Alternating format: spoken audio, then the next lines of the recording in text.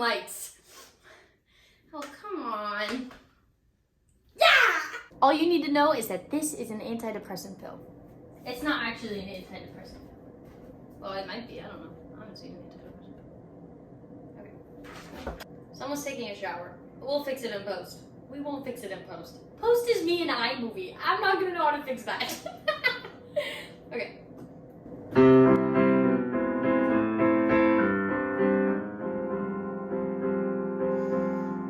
Hello, little pill. I've heard all about you. All of my friends have said we should meet. They constantly tell me all about you and how you have made their life complete.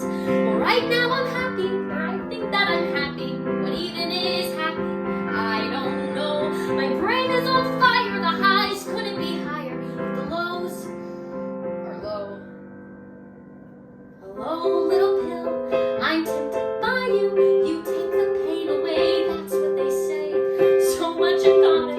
Look, we're both blue, and the people who hate us are the people who pray. Well, right now I'm miserable, but happy, normal, miserable. It's nice and predictable how miserable I feel.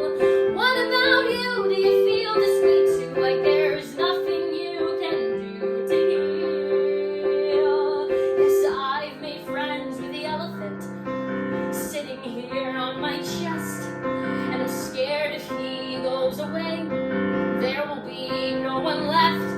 I don't want to give up, surrender to you, but maybe that's not what this is. You're a friend of a friend who can help me not just get through life, but live. Hello, little pill, keep this between us. I'm scared to tell others.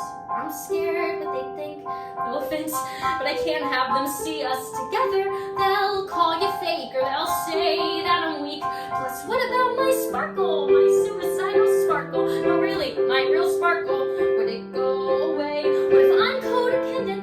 Can't stop once I'm in it, and God forbid it, forget a day. My parents say I'm not praying enough, but I pray every day.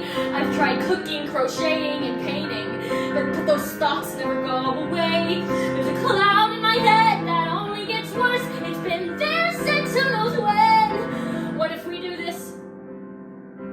What if it works? And then I'm stuck grieving the years that could have been. Goodbye, little pill. You seem great. I had a good time, and I wish you the best, but I don't know, it feels too late. I'd rather be blissfully ignorant and depressed.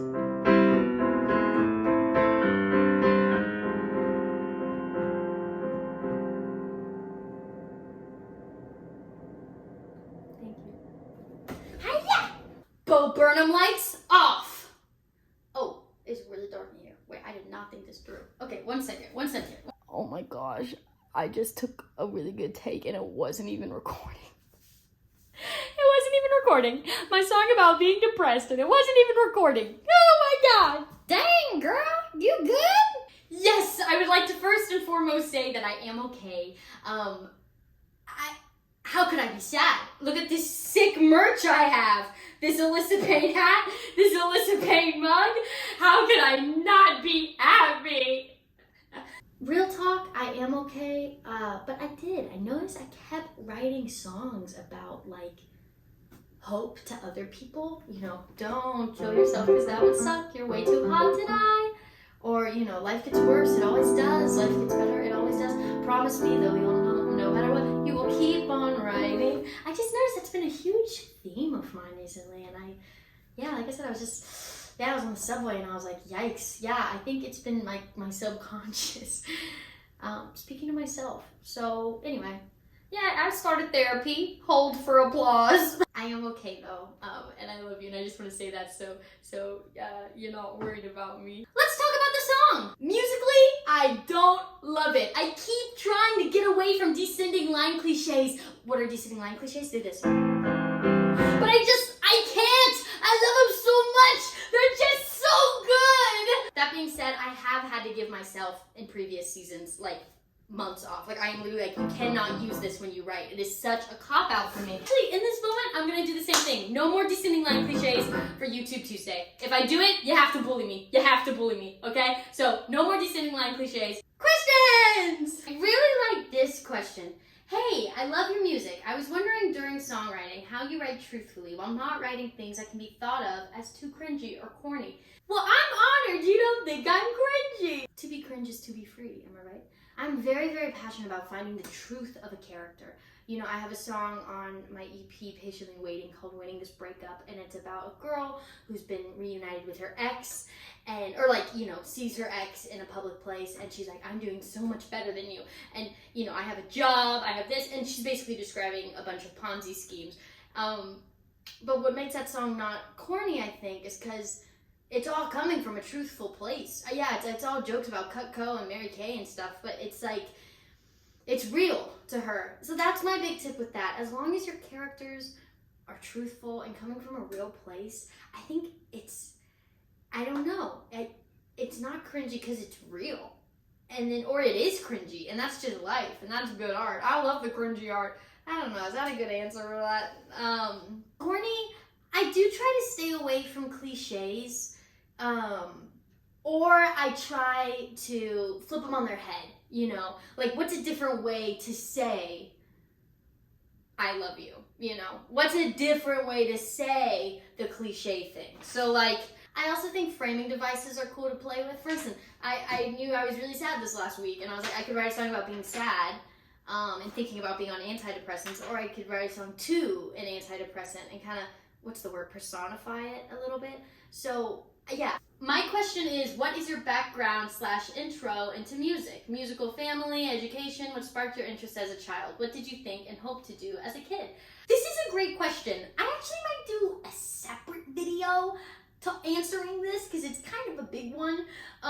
But Spark Notes is, yes, I come from a musical family, which was good, also bad. It had, you know, both sides of that.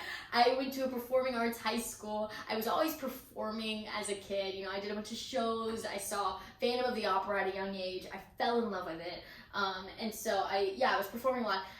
This high school I went to was really toxic, and I got to senior year, and I burned out. I completely burned out. I said I never want to dance again. I never want to sing again. I went to go to school for communications. That was my dream. I wanted to go to school for communications. But then, of course, the school that I got the best deal financially at ended up being a conservatory. So I went to a conservatory all burned out, ready to be done with performing. And it was actually there. Not only did I kind of fall in love with performing again, but I really fell in love with writing. And then I kind of found this little world where I perform the stuff I write, and it's a dream come true, and I'm so thankful and I'm so happy. As always, thank you so much for watching, especially if you watched this far. If you like the hat, if you like the cup, you know where to go. If you're feeling generous, I have my little tip jar. This week was a little vulnerable. This song, you know, it's a first draft. I didn't feel like it was in good shape to share, but that's the point of YouTube Tuesday. We're getting out first drafts, because once again, you can't get to your second draft until you write your first. So yeah, I'm excited to start the next week's song. I guess tonight. I won't praise on myself. There is one. I love you so much. You're not alone, and we're all in this together. God, that sounded so cringy. But just to answer the question, it came from a truthful place, so it wasn't cringy. I love you so much. I hope you have a great week. I'll see you next week. Mwah!